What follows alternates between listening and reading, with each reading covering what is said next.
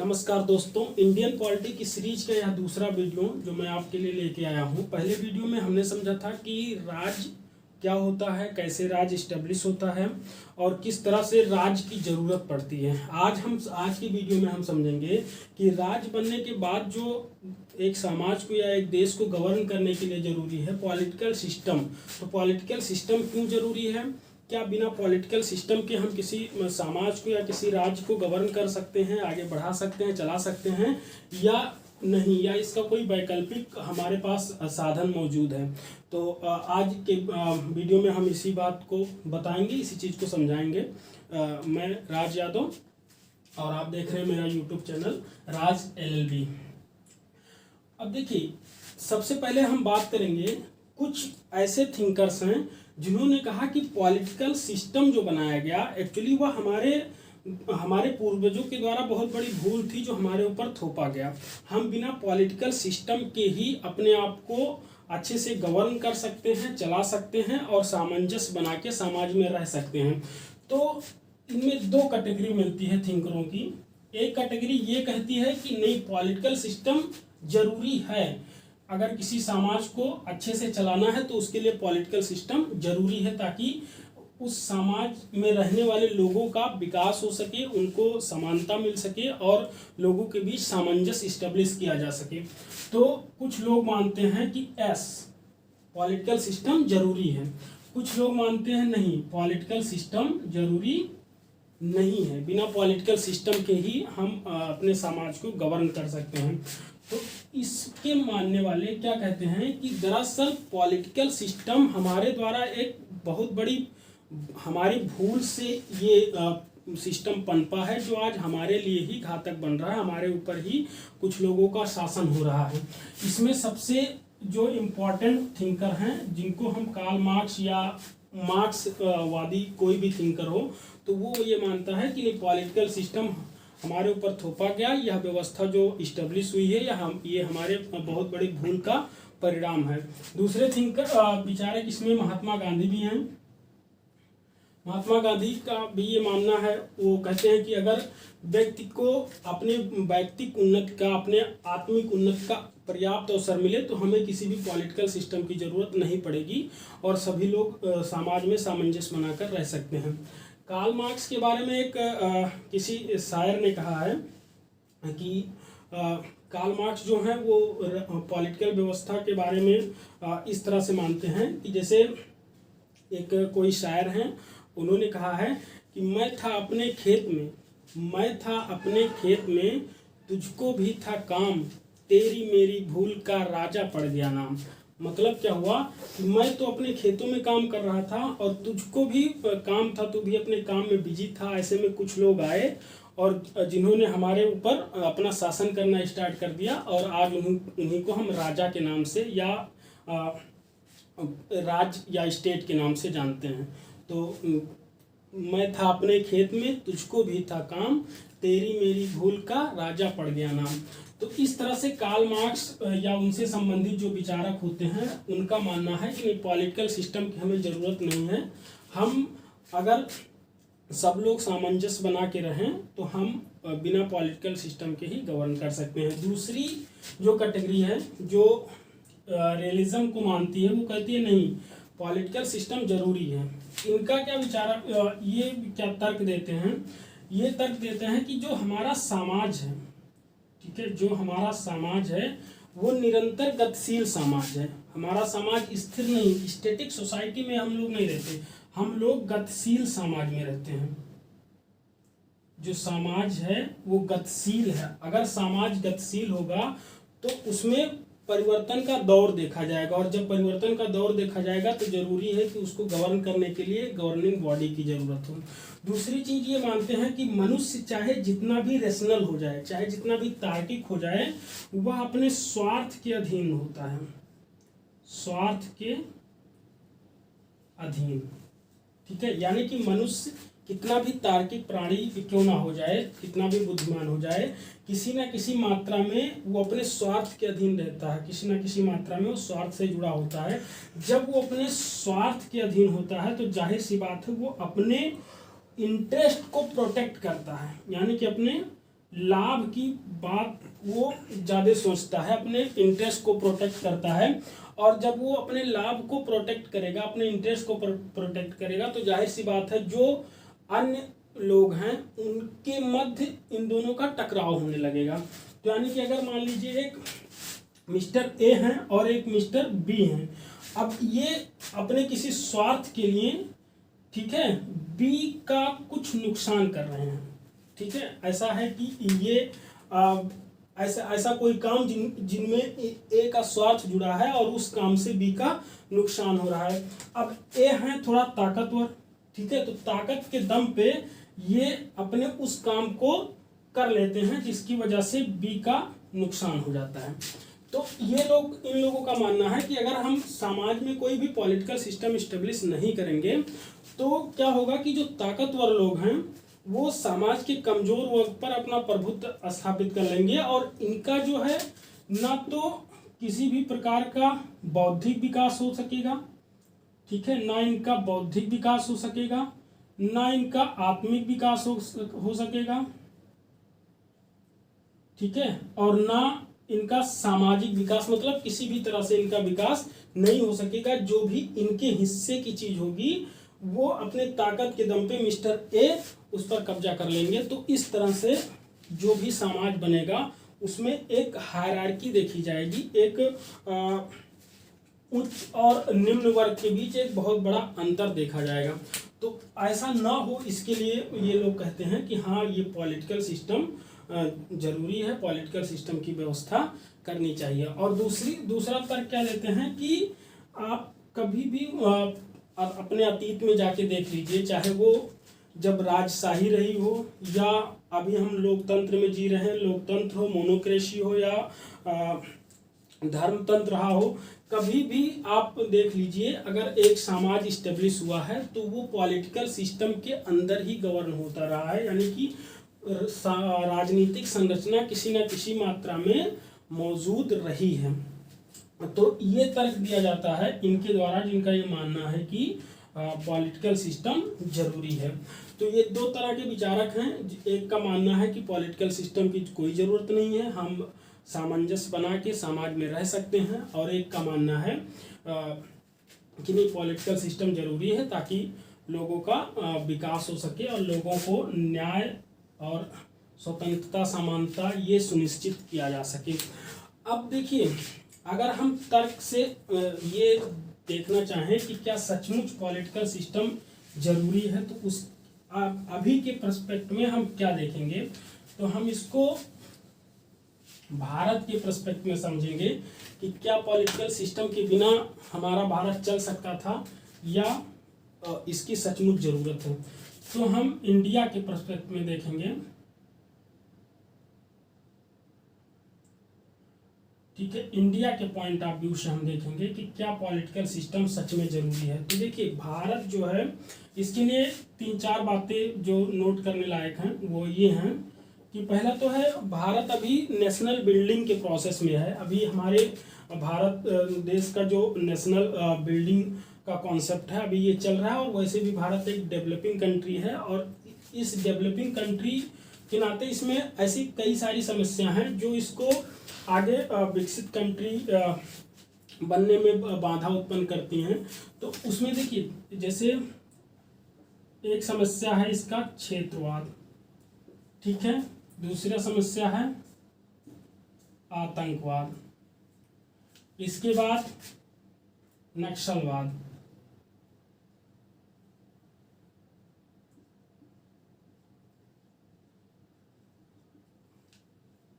इस तरह की आंतरिक समस्याएं हैं जो कि हमें देखने को मिलती हैं, ठीक है। तो इन सब समस्याओं से निपटने के लिए जरूरी है कि हमारे पास एक ऐसी व्यवस्था हो जो इनको काउंटर कर सके, एक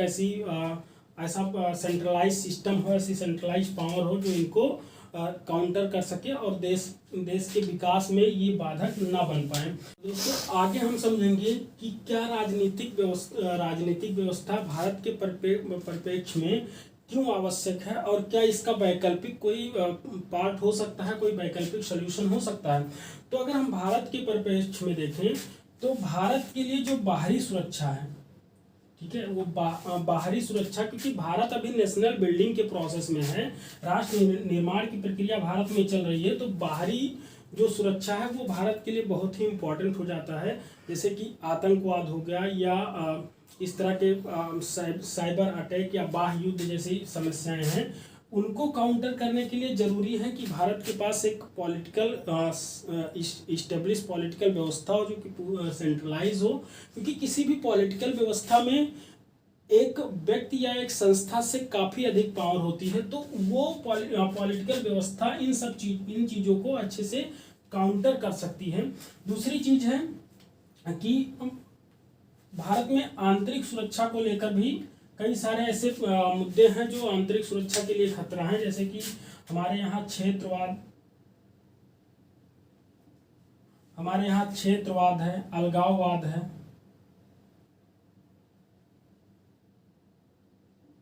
नक्सलवाद है। तो इन सब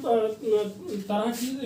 कई सारी समस्याएं हमारे यहाँ देखने को मिलती हैं, जिसके लिए जरूरी है कि इनको काउंटर करने के लिए एक हमारे पास एक ऐसी व्यवस्था हो जो कि इनको काउंटर कर सके। उसके बाद तीसरा जो सबसे इम्पोर्टेंट पार्ट आज की डेट में बन गया है पॉलिटिकल सिस्टम का, जो कि इसका एक मेन पहलू है जिसकी वजह से इसको और भी पॉजिटिव नज़रिए से देखा जाता है, वो है कल्याणकारी राज्य। देखिए, भारत जैसे देश में जहाँ पे अभी उच्च और निम्न वर्ग के बीच में काफ़ी सारा अंतर देखने को मिलता है। कुछ लोग इतने अमीर हैं जिनके वेल्थ की कोई सीमा नहीं है, जबकि वहीं कुछ लोग ऐसे हैं जो कि ठीक से उनको अन्न भी नसीब नहीं होता। तो अगर अमीर और गरीब के बीच की खाई इतनी चौड़ी है, तो वहाँ पे राज्य की जो भूमिका है वो इम्पोर्टेंट हो जाती है, ताकि इस खाई को, जो अमीर और गरीब के बीच की खाई है, उसको कम किया जा सके। इसके लिए सरकार तमाम तरह की कल्याणकारी योजनाएं लाती है, जिसमें एक आरक्षण हो गया, ठीक है, अन्य आप देख लीजिए अल्पसंख्यक वर्ग जो हैं उनको सुविधाएं देना, ठीक है, अल्पसंख्यक वर्ग हो गया, या किसी भी प्रकार से दिव्यांग जन हैं या महिलाएं हैं या अन्य कई तरह की कल्याणकारी योजनाएं देकर जो इनको एक सामाजिक सुरक्षा दी जाती है। उससे क्या होता है कि इनको मेन स्ट्रीम यानी कि मुख्य धारा में लाने में मदद मिलती है। आज के परिस्थिति में राज्य का काम न सिर्फ कानून बनाना और उसको लागू करना, बल्कि सबसे महत्वपूर्ण काम है कल्याणकारी राज्य की स्थापना करना, यानी कि वेलफेयर स्टेट के रूप में अपने आप को रिकॉग्नाइज करना। वेलफेयर स्टेट में क्या होता है कि जैसे सरकार के ऊपर ये जिम्मेदारी होती है कि जो भी समाज का गरीब तबका है, जो भी वंचित फैमिली या वंचित लोग हैं, उनको कुछ प्रिविलेज ऐसी मिले जिसकी वजह से उनका भी सामाजिक विकास हो सके, आर्थिक विकास हो सके, या राजनीतिक भागीदारी उनकी भी सुनिश्चित हो सके और उनको भी मेन स्ट्रीम में लाया जा सके। इसके लिए आरक्षण जैसे हो गया, रिजर्वेशन हो गया, या अन्य वर्गों के लिए जो प्रिविलेज मिलता है, दिव्यांग जन हो गए या महिलाएं हो गई, इनको जो आरक्षण मिलता है, या तमाम तरह की सरकारी योजनाएं जैसे पीडीएस हो गया, मनरेगा हो गया, पीडीएस या मनरेगा, इन सब योजनाओं के माध्यम से ये कोशिश की जाती है कि समाज का जो गरीब तबका है उसको भी कुछ प्रिविलेज मिले, कुछ उसको शिक्षा में छूट मिले, आरक्षण मिले, नौकरी में आरक्षण मिले, ताकि वो भी उनकी बराबरी कर सके और अमीर और गरीब के बीच की खाई को जितना हो सके उतना कम किया जाए। तो ये सब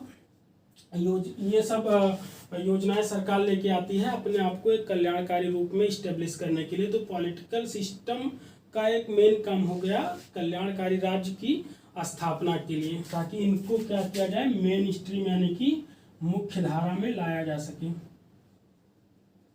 मुख्य धारा में इनको लाया जा सके। और उसके बाद तीसरा जो उसके बाद जो चौथा कारण आता है वो ये है कि हमारा जो समाज है, भारत का जो समाज है, वो तीव्र सामाजिक परिवर्तनों के दौर से गुजर रहा है। जैसे कि अगर हम कल्याणकारी राज्य की वजह से कल्याणकारी राज्य स्टेब्लिश करने के पॉइंट ऑफ व्यू से हम आरक्षण की व्यवस्था करते हैं, तो वो वर्ग जो सदियों से उस व्यवस्था का लाभ उठाता रहा है, कहीं ना कहीं उसके अंदर एक विरोधाभास उत्पन्न होता है, और ये जो वर्ग है जो इसका लाभ उठाता रहा है वो उन वर्गों को एक हीन दृष्टि से या यूं कहें तो एक बदले की भावना से देखने लगता है, और उसको लगता है कि मेरे हक का इनको मिल रहा है। तो इन दोनों के बीच में, यानी कि जिनको आरक्षण या इस तरह की सुविधाएं मिलती है उनके बीच में और जिनको नहीं मिल रही हैं उनके बीच में एक टसल की भावना आती है। तो उनको काउंटर करने के लिए भी जरूरी है कि हम ये एक पॉलिटिकल सिस्टम इस्टेब्लिश करें जिसकी सहायता से ये सब चीज़ें अच्छे से चल सकें। तो हम आगे समझेंगे, ये हम समझेंगे कि क्या पॉलिटिकल सिस्टम वास्तव में जरूरी है।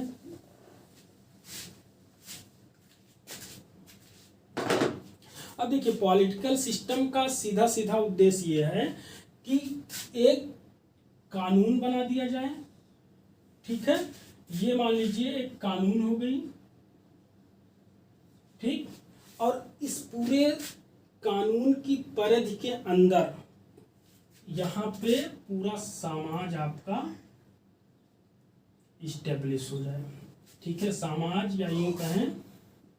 देश।